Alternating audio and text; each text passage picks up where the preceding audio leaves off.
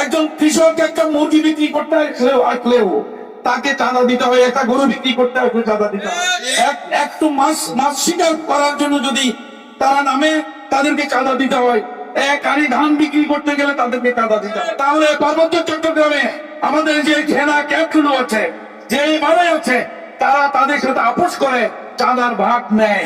বাংলাদেশকে স্বাধীনতার পর থেকে ব্যর্থ করে দেওয়ার সকল ষড়যন্ত্র বাস্তবায়ন হয়েছে এবং এই বাংলাদেশ শুধু তৌহিদি জনতার ঐক্যবদ্ধ প্রতিরোধের মুখে বাংলাদেশের স্বাধীনতা টিকে আছে।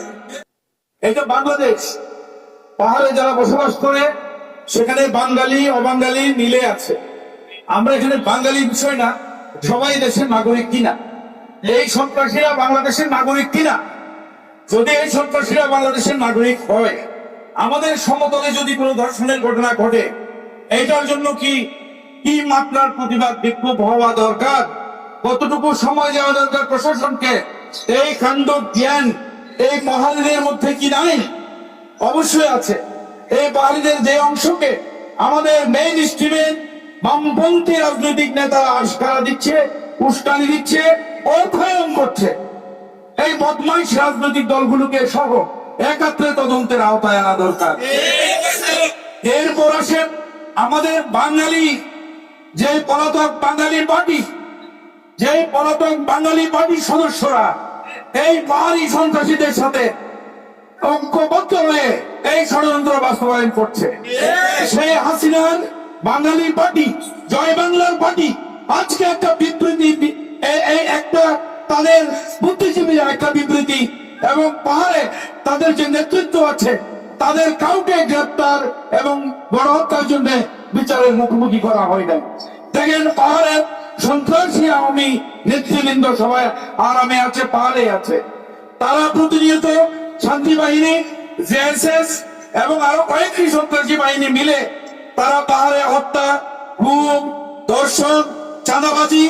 একজন কৃষক একটা মুরগি বিক্রি করতে আসলেও তাকে চাঁদা দিতে হয়, একটা গরু বিক্রি করতে আসলে চাঁদা দিতে হয়, একটু মাছ শিকার করার জন্য যদি তারা নামে তাদেরকে চাঁদা দিতে হয়, এক আড়ি ধান বিক্রি করতে গেলে তাদেরকে চাঁদা দিতে হয়।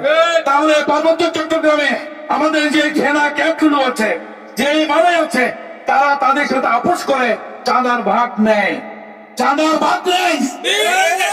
বাংলাদেশকে স্বাধীনতার পর থেকে ব্যর্থ করে দেওয়ার সকল ষড়যন্ত্র বাস্তবায়ন হয়েছে এবং এই বাংলাদেশ শুধু তৌহিদি জনতার ঐক্যবদ্ধ প্রতিরোধের মুখে বাংলাদেশের স্বাধীনতা টিকে আছে। আজকে মারাত্মক ভাবে যে মেয়েকে ধর্ষণের কথা প্রচার করে প্রথম আলো, ডিরেক্টর সহ মেইন স্ট্রিমের পত্রিকাগুলো টাকাতে বসে থেকে যে উস্কানি তৈরি করেছে, আজকে প্রথম আলোর সম্পাদক সহ প্রত্যেককে এই উস্কানির জন্য এই একই মামলায়, মিথ্যা ধর্ষণের প্রচারণার মামলায় তাদেরকে যুক্ত করে গ্রেপ্তারের দাবি জানান। সংগ্রামী জনতা, বাংলাদেশকে নিয়ে যখন ষড়যন্ত্র হয়, বাংলাদেশকে নিয়ে যখন পার্শ্ববর্তী রাষ্ট্রে ট্রেনিং ক্যাম্প বসায় এই যে 70 আমাদেরকে প্রশিক্ষণ দিয়ে তাদেরকে আবার বাংলাদেশ সরকারের মন্ত্রী বানানো হয়, তখন আমরা কিছু মনে করি না। আমরা মনে করি তারা হয়তো ভালো হয়ে গেছে। আসলে কি ভালো হয়ে গেছে? তারা আমাদের এক সন্তানকে তাদের বন্ধুত্বের সমানে নিয়ে হত্যা করে তাকে রান্না করে খেয়েছে। পাহাড়ে উমরকে হত্যা করেছে, আরো কত হত্যাকাণ্ড, লোমহর্ষক হত্যাকাণ্ড। পার্বত্য অঞ্চলে যারা কথা বলেন তারা দেখবেন এই অঞ্চলটা আজকে হঠাৎ করে এরকম নয়, দীর্ঘদিন যাবত এভাবে হয়ে যাচ্ছে। আজকে যে মেয়েকে ধর্ষণ করার কথা বলা হচ্ছে, এটা দ্বিপাক্ষিক ষড়যন্ত্র। মেয়ের আত্মীয় স্বজন, মেয়েটার পার্টি দেখবেন সেও একটা সন্ত্রাসী দলের সদস্য এবং তার নিজ দলীয় লোকরা তাকে ধর্ষণ করছে বলে নাটক বানিয়ে, এগুলো কেউ মুসলিম নয়। একজন আমরা 4 দিন পর পিনাকি ভট্টাচার্যের মাধ্যমে আমরা জানতে পারি এরা কেউ মুসলিম নয়। তাহলে এর মধ্যে ইতিমধ্যে তারা মসজিদে হামলা করে, দাড়ি টিপিওয়ালা লোকটিকে হামলা করেছে, মুসলমানদের বস্তিতে হামলা করেছে। বাংলাদেশে এই অরাজকতা আমরা চলতে দিতে পারি না। এটা কোনো পাহাড় নয়, এটা বাংলাদেশ। এটা সমতল নয়, এটা বাংলাদেশ।